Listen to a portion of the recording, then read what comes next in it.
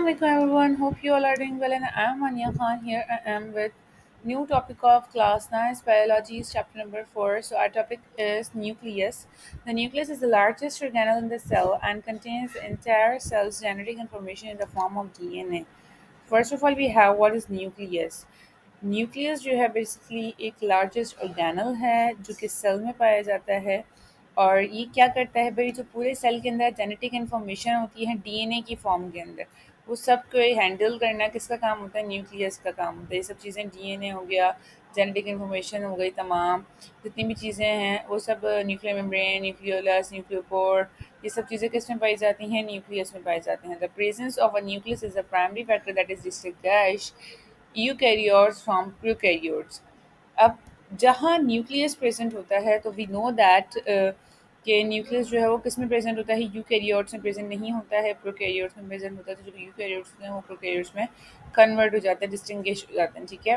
Nucleus is covered by two phospholipids membranes known as nuclear envelope that separates the nucleus and its contents from the cytoplasm. Nucleus जो है वो cover होता है दो phospholipid membrane से। ठीक है, जिन्हें कहा जाता है न्यूक्लियर इन्वेलप। और ये किससे सेपरेट करती हैं? ये सेपरेट करती हैं न्यूक्लियस को किससे? साइटोप्लाज्म से। ठीक है।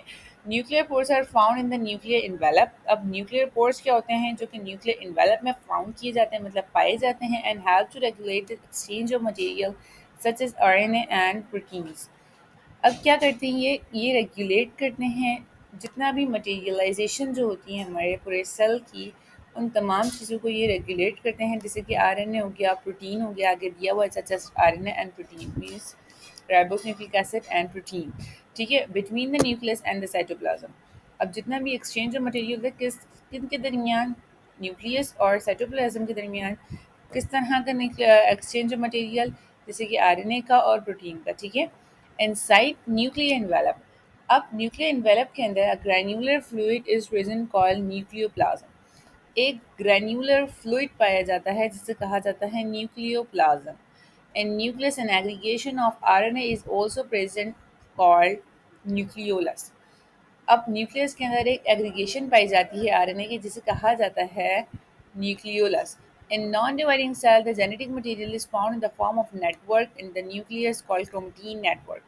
अब जेनेटिक मटेरियल, एक बात की जाए अगर जेनेटिक मटेरियल की, तो जो भी जेनेटिक मटेरियल न्यूक्लियस के अंदर पाया जाएगा उसे क्या कहा जाता है? Chromatin network. मैंने जितनी भी लाइन्स अभी आपको बताई हैं ये सब एमसीक्यूज़ के हवाले से बहुत ज़्यादा इंपॉर्टेंट हैं, बिकॉज हमारे पास अक्सर एमसीक्यूज़ आता है कि क्रोमेटीन नेटवर्क किसे कहते हैं, न्यूक्लियोप्लाज्म किसे कहते हैं, किस चीज़ से बनता है। और अक्सर डेफिनेशन दी हुई होगी तो उसके ऑप्शंस में कुछ इस तरह दिया होगा कि ये किस चीज़ का नाम है। ठीक है। तो काफ़ी ध्यान से जो है वो लेक्चर को सुनना है। और अगर लेक्चर पसंद आए तो उसे लाइक भी करें, शेयर भी करें एंड कमेंट भी करें, और मेरे चैनल सब्सक्राइब करना ना भूलें। Okay. Then we are going to move on mitochondria. What is mitochondria? अच्छा, अगर बात की जाए सिंगुलर, इसकी वर्ड माइटोकॉन्ड्रिया जो है वो प्लूरल है, और अगर इसकी सिंगुलर की बात की जाए तो उसे कहते हैं माइटोकॉन्ड्रियन। और what is mitochondrion? Let's study. A mitochondrion is a membrane-bounded organelle found in eukaryotic cell. अब माइटोकॉन्ड्रिया जो है वो यूकैरियोटिक सेल के अंदर पाया जाता है। ठीक है।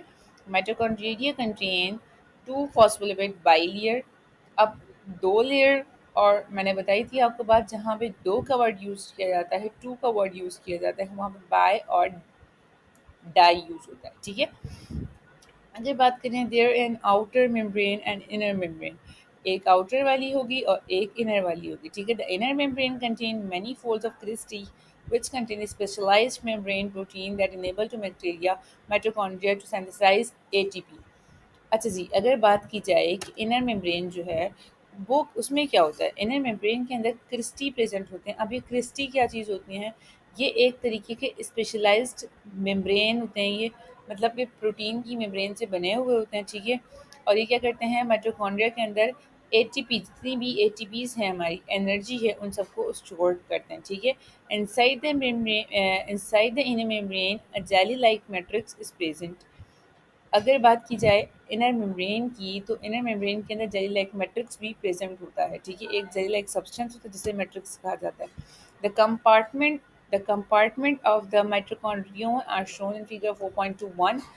यहाँ बताया हुआ है माइटोकॉन्ड्रिया की एक इन्होंने डायग्राम बनाई हुई है जिसमें बताया है कि एटीपी सिंथेस मटेरियल पार्टिकल्स कौन से हैं, इंटरमेम्ब्रेन से मतलब स्पेस कौन सी है, मतलब मैट्रिक्स में और जो बाहर की पूरी मेम्ब्रेन है उसमें भी एक इंटरमेम्ब्रेन स्पेस है, मतलब इंटरसेलुलर स्पेस दी हुई है। दोनों चीज़ें एक दूसरे से क्या हैं, अलग हैं। क्रिस्टल भी बताया हुआ है कहाँ प्रेजेंट है, राइबोसोम्स ग्रैन्यूल्स बताए हुए हैं, इनर मेम्ब्रेन कौन सी है, आउटर मेम्ब्रेन कौन सी है, ये भी चीज़ इसमें शोन है बिल्कुल ही। और डीऑक्सीराइबोज न्यूक्लिक एसिड मतलब डीएनए किसे कहा जा रहा है, कहाँ प्रेजेंट है, ये भी इसमें मेंशन है। Mitochondria is the site of aerobic respiration. ठीक है, during aerobic respiration energy is produce in the form of ATP. Therefore, the mitochondria is also called powerhouse of cell. अब ये एमसीक्यूज बहुत बहुत बहुत ज़्यादा इंपॉर्टेंट है कि माइटोकॉन्ड्रिया को क्या कहा जाता है, तो पावर हाउस ऑफ सेल कहा जाता है। तो आज के लिए इतना ही। इंशाल्लाह ताला in the next lecture we will continue our topics and we will study endoplasmic reticulum. So if you like my video, so share it, like it, comment below, and don't forget to subscribe my channel. Thank you.